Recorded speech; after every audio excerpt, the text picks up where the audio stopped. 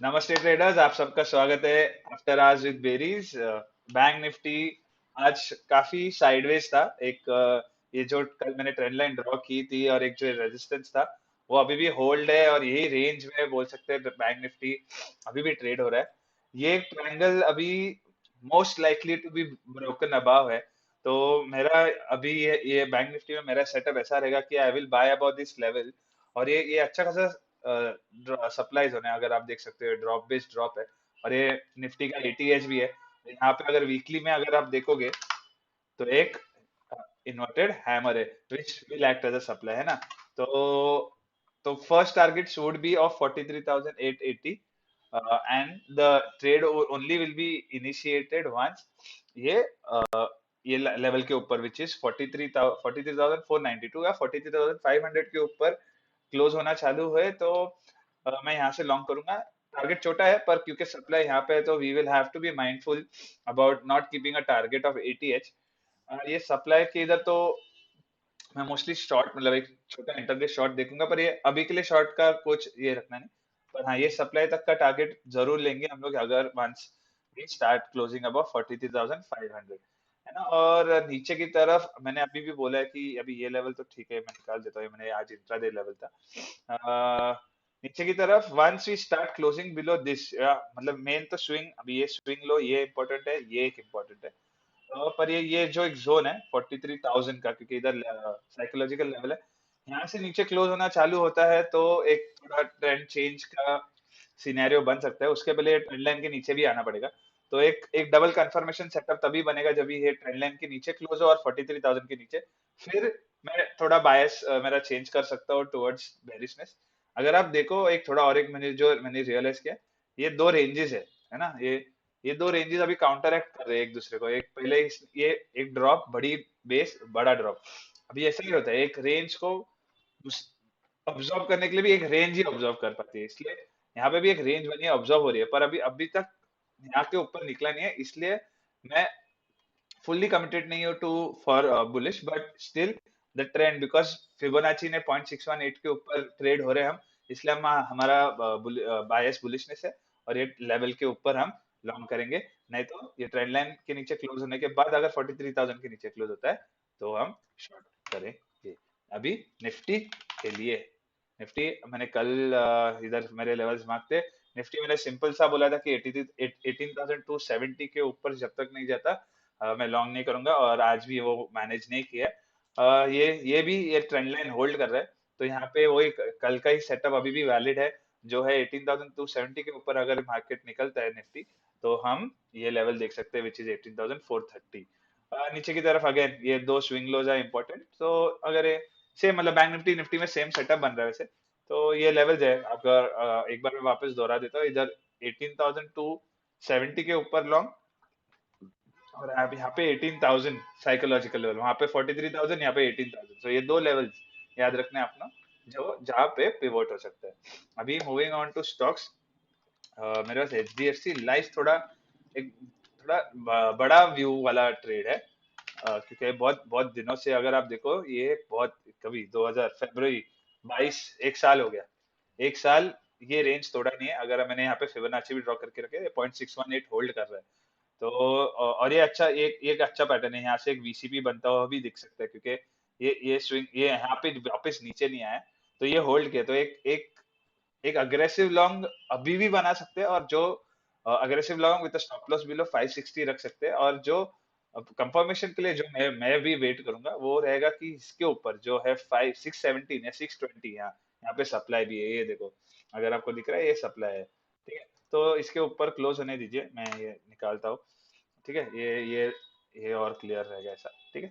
तो I will wait for 620 के ऊपर क्लोजिंग मिले डेली पे, लॉन्ग करूंगा विद स्टॉप लॉस बिलो 560।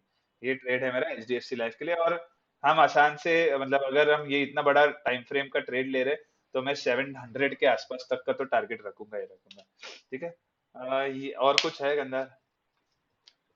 कुछ स्पेसिफिक तो है नहीं, बस एचडीएफसी लाइफ का जब आप लॉन्ग टर्म का ट्रेड्स लेते हैं, एक चीज बताना चाहूंगा व्यूअर्स को कि ऐसे ट्रेड्स में ना रिजल्ट्स के बाद के मूवमेंट्स भी आते हैं। जैसे अगर आप देखेंगे यहाँ पे, तो ये ट्रेड अगर एक साल से जैसे एचडीएफसी लाइफ अगर आप कहेंगे कि रेंज बाउंड है और 2022 के बिगिनिंग से, तो एक साल अगर रेंज बाउंड है तो 4 क्वार्टरली रिजल्ट्स उसने ऑलरेडी देखे हैं। हाँ तो हो सकता है कि कोई एक क्वार्टरली रिजल्ट आए जिसके बाद वो एक जर्क रिएक्शन दे ऑपोजिट डायरेक्शन में और सो ऑन।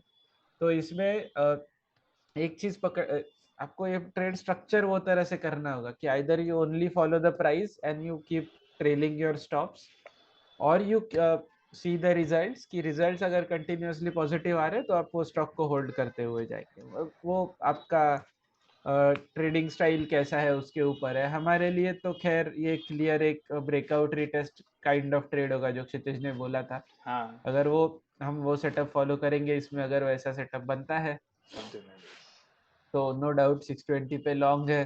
टारगेट जहां तक जाएगा ट्रेल करते हुए उसको लेके जाएंगे।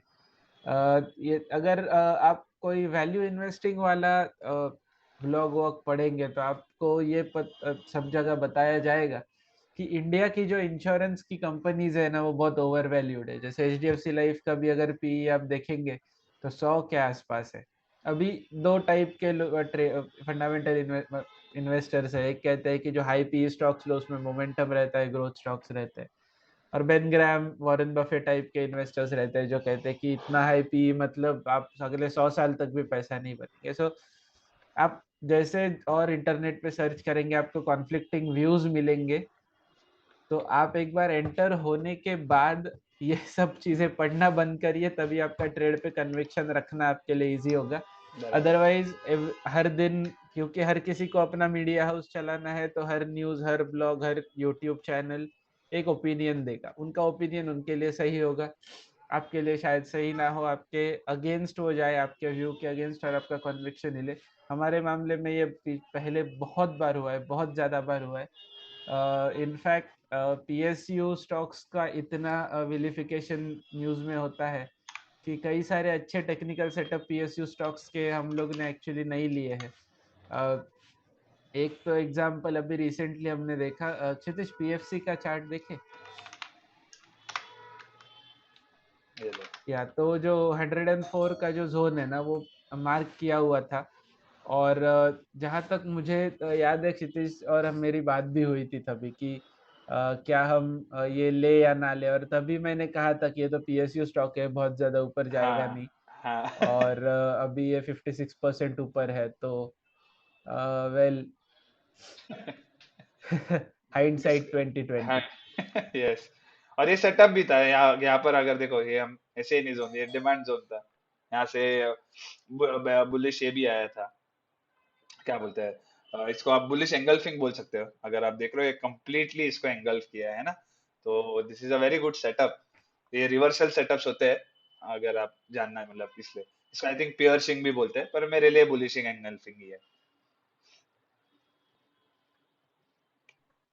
और इस टाइप के सेटअप ना पीएसयू स्टॉक्स में बहुत मिलते हैं, क्योंकि उसको एक बार उसका निगेटिव न्यूज साइकिल चालू हो गया ना तो फिर हर कोई कहता है कि ये स्टॉक्स में कुछ ग्रोथ नहीं है, गवर्नमेंट रेगुलेशंस की वजह से इसमें प्रॉब्लम आएगा वगैरह वगैरह। लेकिन एक ट्रेडर के लिए सपोर्ट और रेजिस्टेंस मैटर करता है। तो I think here on onwards support मिले तो स्टॉक लेने में ही भलाई है, फिर वो कहा जाएगा वो बाद में देखेंगे। स्टॉप लॉसेस तो हमारे रहते ही है। बराबर। पहले से ही चीजें प्रेडिक्ट करके इतने अच्छे ट्रेड्स मिस करना I think is not worth it. वो ये जैस अभी अभी मेरे को सेटअप ही सेटअप दिख रहे हैं। ऑब्वियसली मैं सेटअप का नाम नहीं लूंगा, पर Gandhar knows what I am talking about. या ठीक है। ठीक है। अभी तो कोई नहीं। अभी ओएनजीसी का क्या हमने कल चार्ट दिखाया था? नहीं। तो ओएनजीसी में ना 150 का जो लेवल है वो एक पुराना स्विंग हाई है, जो काफी पहले का 2019 का स्विंग हाई है। मतलब लेकिन डाउन ट्रेंड वाला स्विंग हाई है। हाँ तो लेवल रिएक्ट कर सकता है बेसिकली। मैं जब लेवल्स को देखता हूँ, Kshitij of course supply demand zones purely देखता है, लेकिन मैं जब देखता हूँ तो मैं रिएक्शन लेवल्स देखता हूँ। मतलब हो सकता है कि कुछ टाइम तक वो लेवल काम ना भी करे, जैसे आप यहाँ पे देख रहे हैं कि वो लेवल अभी ये बीच वाले पीरियड में बिल्कुल भी काम नहीं किया था, लेकिन कहीं ना कहीं वो एक रिएक्शन लेवल है।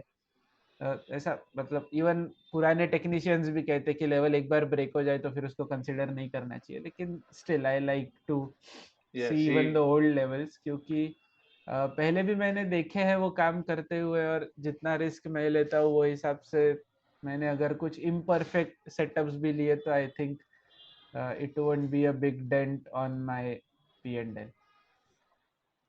तो ये रहा ONGC का। अभी 150 का लेवल मैं भी देख रहा हूँ, क्योंकि मुझे अच्छा लगता है इनसाइड नेगेटिव कैंडल न्यूज। बना है। इनसाइड कैंडल बना है।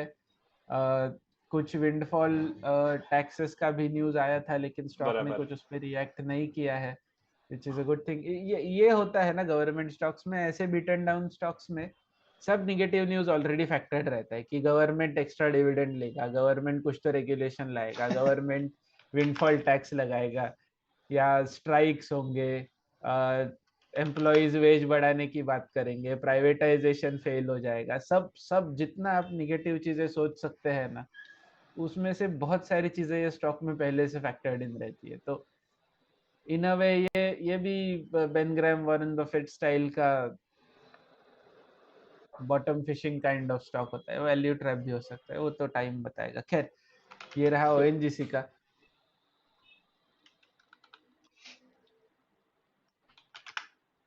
और कहीं पे तो फिलहाल स्टॉक्स में मुझे सेटअप्स नहीं दिख रहे, मैं तो अभी इतना ही ट्रैक कर रहा हूँ, ऑप्शंस में भी कुछ खास है नहीं।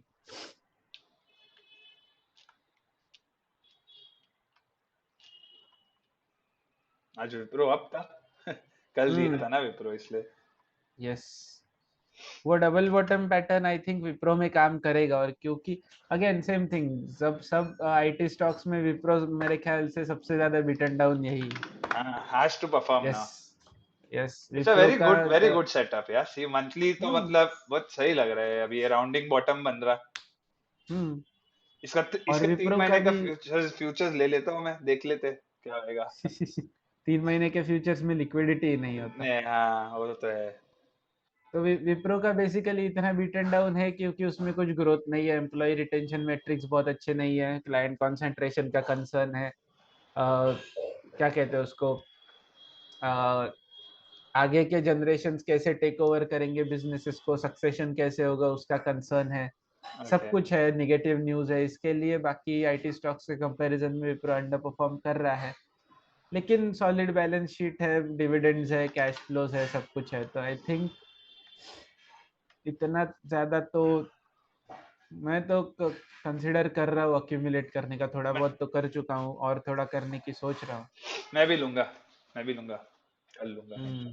कैश में लेते हैं, बहुत ज्यादा लाइफ को कॉम्प्लिकेट नहीं करेंगे वही, इसमें। हाँ वही वही, मैं भी कैश ही। और हाँ, फिर निफ्टी का एक्सपायरी बाय द वे आज काफी वायलेंट मूव्स थे ऊपर नीचे, और प्रीमियम स्पाइक्स का जो मैंने देखा कि 8 रुपए का 8 रुपए का ऑप्शन इंडेक्स में मूव बहुत ज्यादा नहीं हो रहा है, लेकिन उस वो ऑप्शन का प्राइस 12 14 16 18 आधे मिनट में जाके वापस आ रहा है। सो सिस्टम स्टॉप लॉस जो लोग का था उन लोग का तो आज दिन बहुत मुश्किल रहा होगा। मेरा भी दिन इनफैक्ट काफी मुश्किल था, मैं ब्रेक इवन के पास ही क्लोज किया है मैंने मेरा आज का ट्रेडिंग। लेकिन ठीक है, I mean I have seen people making loss at one point. मेरा PNL था 0.5%, लेकिन क्योंकि वो 3 बजे के बाद था तो मैं ट्रेड को होल्ड कर रहा था, और वो गामा स्पाइक में ऑप्शन का प्रीमियम ट्रिपल हो गया, एक्चुअली ट्रिपल हो गया, 4.5 रुपए का ऑप्शन था 15 रुपए का हो गया। पर तो वो मुझे उधर वो एग्जिट करना पड़ा क्योंकि वो सडन हुआ। लेकिन ठीक है, second day of the year है, first expiry of the year है। हाँ, अभी just I realise first expiry of the year. बाकी एक्सपायरीज भी ऐसी ही रही तो मुश्किल है भाई। हाँ। नहीं नहीं, होगा होगा। यस, कभी ना कभी तो विक्स नीचे आएगा। यस। आना है। ऑल राइटी, और कुछ है वॉच लिस्ट में? नहीं नहीं, that's it. Okay. So guys, thanks for tuning into After Hours with Berries. Links to all our socials are in the video's description, Telegram channel, Instagram page. our website, जहाँ पे कुछ interesting articles है, definitely आप जाके उसको पढ़िए, कुछ और आर्टिकल्स भी आने वाले हैं।